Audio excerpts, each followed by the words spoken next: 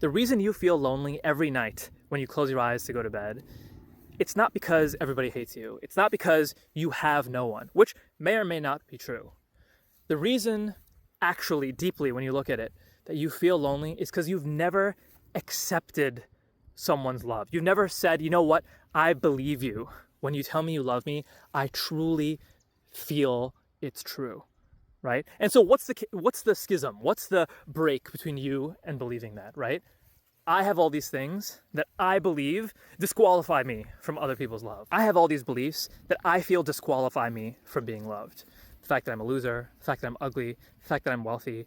I feel that people will see these and be repulsed by me, will not want to take care of me because I'm revolting to them in some way. And for basically my whole life, I didn't really accept anyone's love. I didn't believe anyone when they said they loved me, even though sometimes I had a whole bunch of people who say they loved me, and sometimes I had no one, right? In some spaces, I was completely alone, truly, right?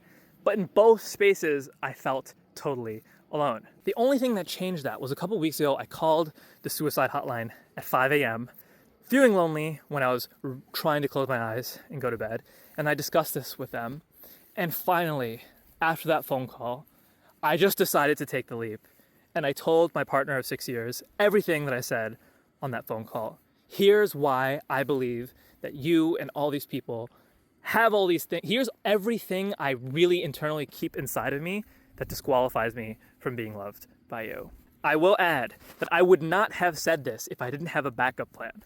My backup plan is I've been seriously workshopping my relationship with the universe, and I think that a belief in God, a belief in the universe, a belief in the world around you, the universal soul, is sort of necessary because it is that plan B. It is that thing that will always love you despite any disqualifying qualities, right? And so even though I am an atheist, I'm realizing the importance of having that something that bypasses all those disqualifying features. Having something that bypasses it automatically is truly what makes you feel unalone. And it's probably why it's been such an important tool for thousands and thousands of years. And for me, it enabled me to come clean to my partner and say, hey, listen, these are all these things that I really hold deeply inside. When you say you love me, here are all the things that come up for me, all the things that are triggered deep inside me, and why I don't believe you.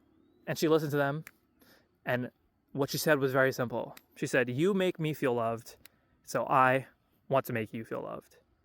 I'm very lucky I have her. I'm very lucky that I believe her, but I think the reason we all feel alone is because we put these conditions. We have all these things inside of ourselves that we think disqualify us from love, when really the way through it is not to be liked by everybody. It's not to clamor towards fame and wealth and power for feelings of belonging. It's really just telling someone, hey, and finding someone, hey, I have all these things that I think disqualify me from love. Realistically, they do disqualify me from love for a lot of people. Can you love me despite that? I think finding someone in real life for that is very important. And I think having that projection of your internal love, whether that's be God, universe, the universal soul, which is more to where I leave, right? The Atman. I think having that is also a very, very, very important trait, ingredient for unaloneness. Keep yourself safe, and I'll see you next time.